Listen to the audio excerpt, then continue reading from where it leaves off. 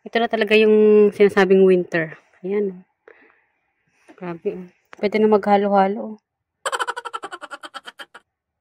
Abot na dito yung ice. Yung snow. Yan guys, yung kapal. Tignan kahit may araw. Hindi siya natutunaw.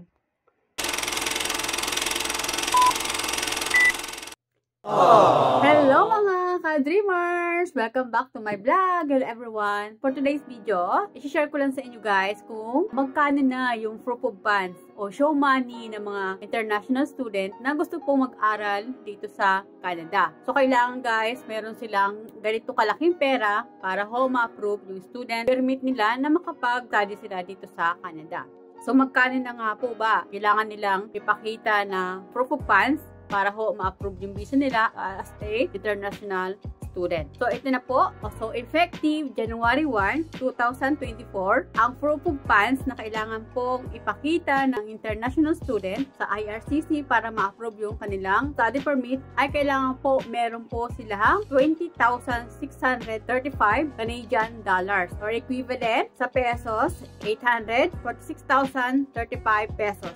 Yan po ang kailangan ng show money para po ma-approve yung kanilang study permit na makapag-aral sila dito sa Canada. So, hindi lang yan guys. Kailangan bayaran din po nila yung isang buong taon nilang tuition fee kasi yun po ang require ng IRCC ngayon. Bakit naghigpit yung IRCC ngayon sa mga international student? Kasi guys, marami po mga student sa Canada. So, hindi ko naman po nila lahat.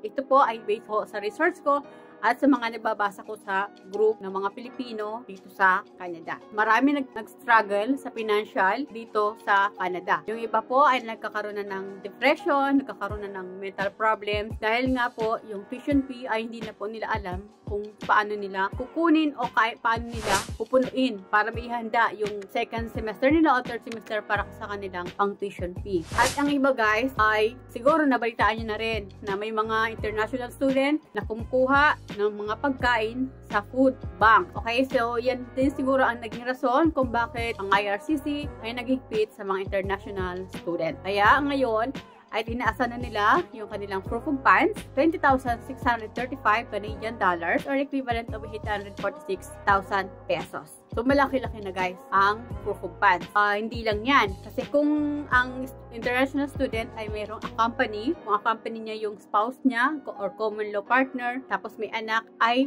kailangan pong dagdagan yung kanilang proof of funds. So, yung 20,635 ay para lang po yan sa international student na main applicant. Kung sila ay magsasama ng family, ay meron pong bracket din kung magkano yung proof of funds sa family. Okay, so malaki-laking pera talaga ang kailangan ngayon ng international student para ma-convince nila ang IRCC na sila ay eligible na makapag-aral dito sa Canada na hindi po sila mag-struggle sa financial.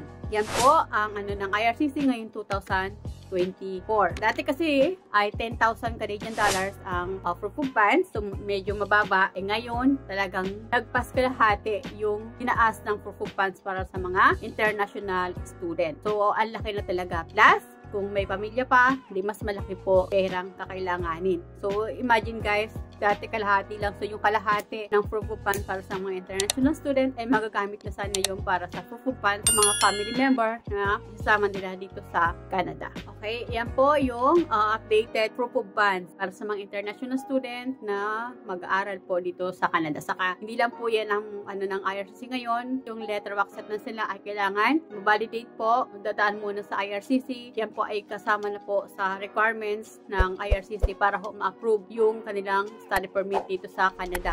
Kasi marami na rin pong na-scam sa letter of acceptance na napapadalhan o nabibigay ng fake sa mga international student na gusto mag-aral dito sa Canada. So, ngayon talaga sobrang nahigpit ang IRCC para sa mga international student kasi marami na pong naloloko, marami na scam na mga gusto mag-aral dito sa Canada.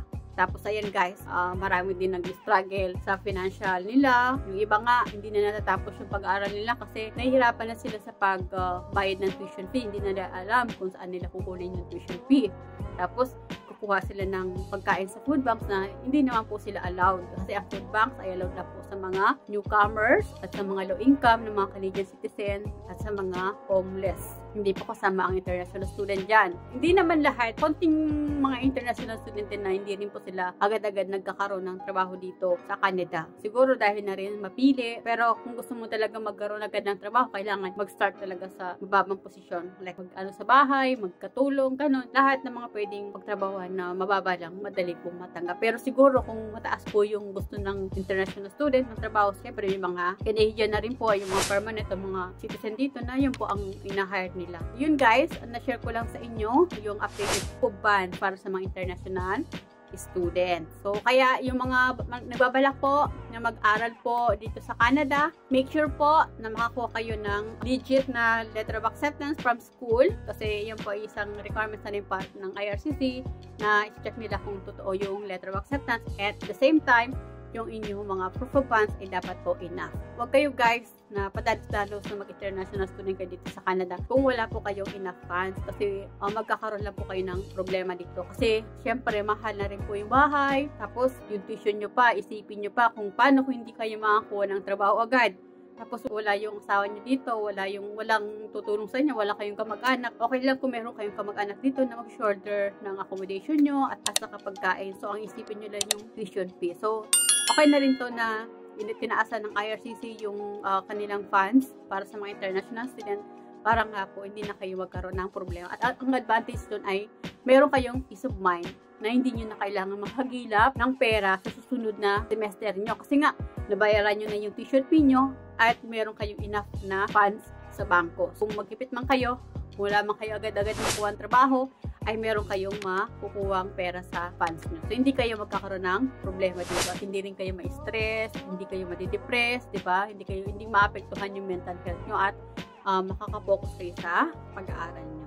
So, yun lang guys. Na-share ko lang sa inyo ng updated proof of ban ng IRCC para mga international student na gusto mag-aral dito po sa Canada. So, guys, if you find my video helpful, please subscribe naman po and do like and share na rin po.